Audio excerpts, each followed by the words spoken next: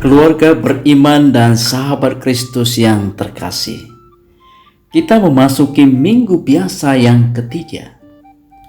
Ajakan yang bagus untuk kita semua dari ketiga bacaan pada minggu ini adalah bertobat dan percaya kepada Injil. Bertobat berarti mengubah hidup kita ke hal-hal yang lebih baik, atau bertobat juga dalam arti yang mendalam, mendekatkan diri kita pada sang kegembiraan atau Injil itu sendiri, yakni Yesus Kristus. Sungguh pandemi ini membawa ketakutan kepada keluarga dan sahabat Kristus. Kepergian orang-orang yang kita sayangi dalam keluarga membuat kita patah hati dan remuk redam. Namun hidup ini terus berjalan dan kita perlu bangkit membangun keluarga dan kehidupan kita. Di saat krisis seperti inilah juga iman kita diperlukan untuk menguatkan kita. Keluarga beriman dan sahabat Kristus yang terkasih, Yunus diutus Tuhan ke tengah masyarakat Niniwe yang mengalami krisis.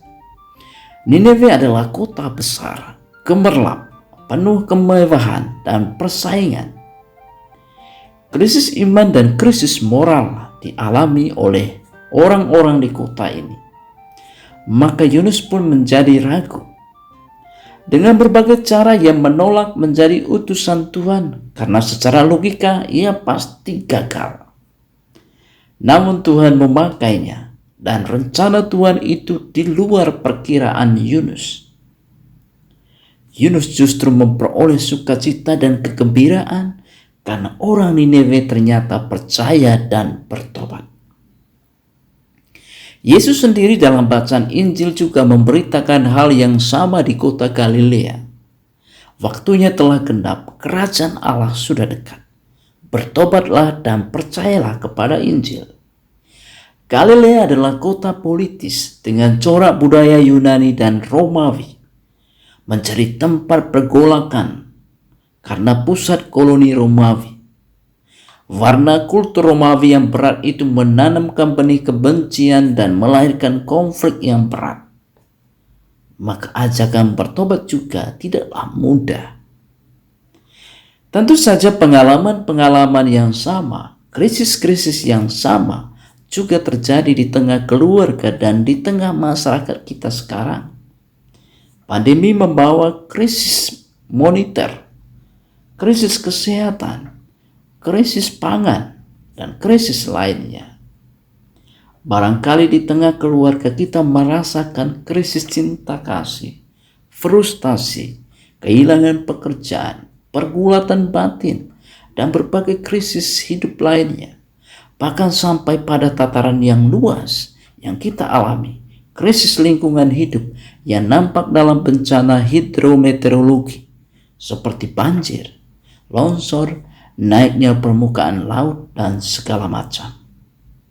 Di tengah krisis seperti itulah kita diajak merenung. Bagaimana cara saya? Bagaimana relasi saya dengan diri saya, sesama lingkungan hidup, dan dengan Tuhan sendiri?